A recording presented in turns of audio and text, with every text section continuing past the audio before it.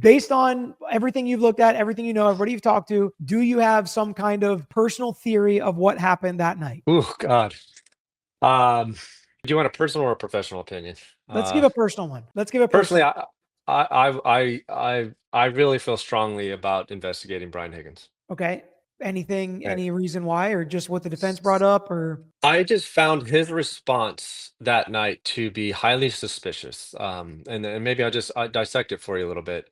please do. I find it suspicious that he collected his own evidence for us of what he thought we would want. I find it suspicious that just a couple days later, let me do it in chronological order. Is that I find it suspicious that after a night of drinking, his first thought was to return to Canton Police Department. While clearly, I would say under the influence. I think we could all say that fairly.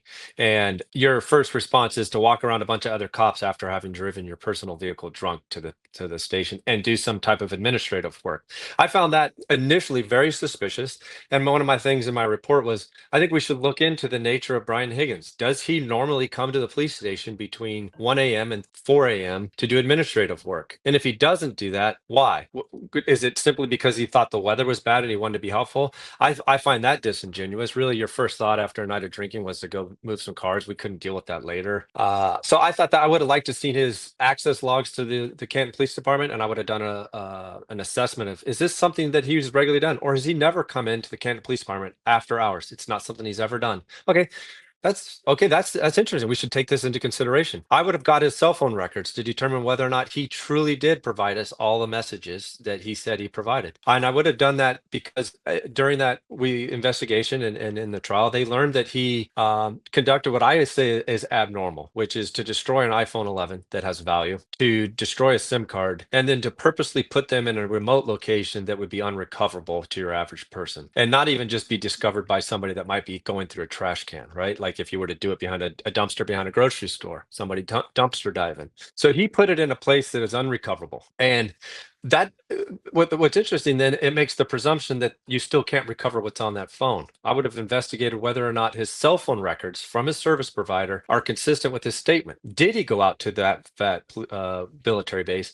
Did the phone disconnect from the network at or near the time he says he destroyed it, right? And then I would have gone and made determinations of his iCloud account. What does he have backed up on his iCloud account? Why? And I would look for legal process to examine those things. I would have done an examination of his vehicle. The nature of where he was at was also in the area of the crime scene. Good investigator not only develops suspects but eliminates suspects along the way. And I would have then reviewed whether or not he had a ATF issued cell phone, which I can't imagine he didn't. And I would have determined whether or not that remained active throughout that night and even the days and time period after, when he's allegedly destroyed his personal phone, to marry up what they did together in unison across time and whether or not he had other communications on his work phone. I would have probably asked to interview him again and challenged him with this new evidence and see if I could get him to change his story. And if he came up with an alternate reason for what happened, when let's say, for example, his phone wasn't destroyed, I would have confronted Mr. Higgins. You've previously stated that you destroyed your phone. Here are your phone records, and it shows that it was active for 3 days after that. Would you like to change your story, right? And if his story is correct, we would have developed that. Okay, well, you actually did this, and we would have got him to make statements to improve his situation, not only to make him more of a suspect, but to make him less of a suspect, right? I know this really will, because you're an attorney, this will probably irritate you. And I don't say this that it's wrong, and I would encourage everybody to do this, especially when you get interviewed.